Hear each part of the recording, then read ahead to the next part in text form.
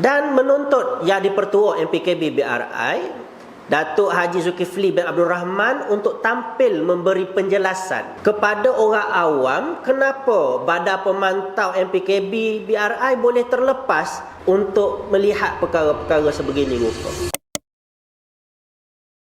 Jadi dalam konteks ini kami menuntut MPKB BRI untuk segera bertanggungjawab dengan membuat siasatan terhadap badan pemantau. Dalam erti kata yang lain, MPKB ada badan pemantau premis. Jadi yang kita nak tuntutnya ialah supaya MPKB membuat siasatan bagaimana badan pemantau dalaman MPKB BRI sendiri boleh terlepas pandang tentang kewujudan gerai-gerai seumpama ini.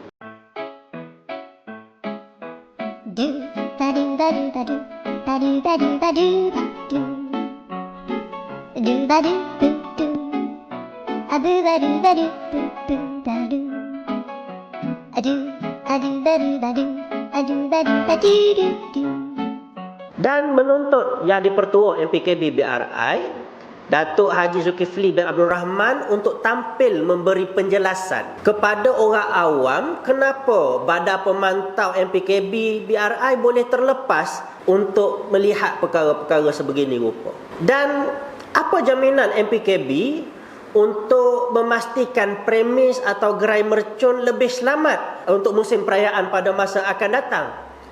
Kerana dalam konteks Kelantan, bukan sahaja Hari Raya Puasa, Aidilfitri sahaja yang kita dapati masyarakat mai mercun.